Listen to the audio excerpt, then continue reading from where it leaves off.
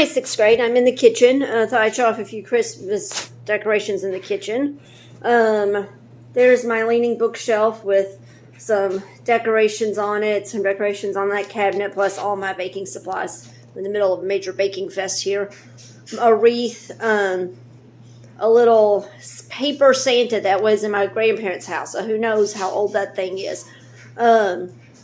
But I just stick it, just a little paper thing that I like to remember family by. Of course, my wreath that says the Oaks family. And then behind me is my cabinet. Yeah, I'm not a great photographer. Anyway, with different little houses and stuff, and then bunches of nativity scenes down there. And I like to sometimes make videos with that as a backdrop, so that's what we're going to do today. It's going to be a pretty quick little video. Here's the week in a nutshell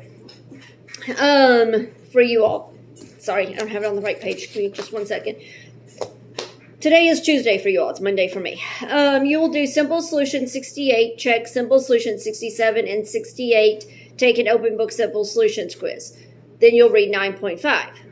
Tomorrow, Wednesday, you will do Simple Solution 69 and 70 and check it. And then on Thursday, you'll do an open book test. And then I will spend all day Friday grading the test that you and all the other history classes are doing, plus all my literature, and sending emails if you all don't get stuff turned in. Please don't make me have to send out emails on top of all that grading. And then that way we will end Friday, hopefully around 4:30 when Bailey gets off work, with everything done. You all will know that it's done, it's graded, I'll have it graded, and we can start without thinking about that.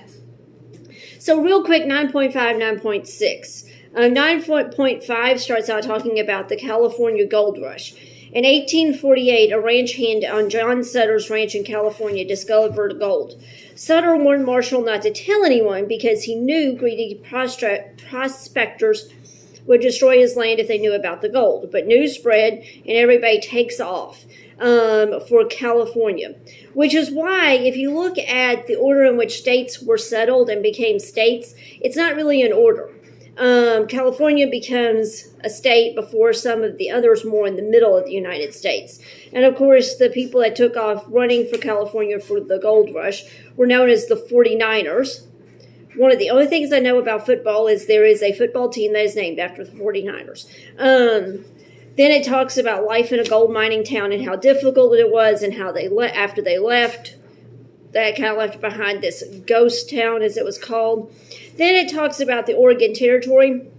And moving to Oregon has a really good picture there of pioneers heading west on the Oregon Trail. Talks about how difficult the Oregon Trail would be, that they would leave from Independence, Missouri. Talks about the Whitmans and the Spaldings, who were missionaries, who worked together. Then Oregon becomes a state. 9.6, new friends in Japan, and it talks about Japan opening up to trade and opening up to missionaries.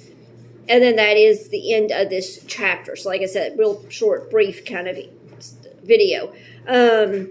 One last time, this is the week in a nutshell. Today, Simple Solution 68, check Simple Solutions, do Open Book Simple Solutions quiz. Tomorrow, Simple Solution 69 and 70, and you'll have a history quiz 30, and you'll read 9.6. Thursday, open book test, and then I will spend Friday grading and tracking down any missing assignments. So please get them all turned in so I don't have to track anything down. I will be thinking about you all, praying for you and your families over Christmas break, praying that we will be back in person in some form, fashion, some way on January the 4th, but that's definitely not guaranteed. One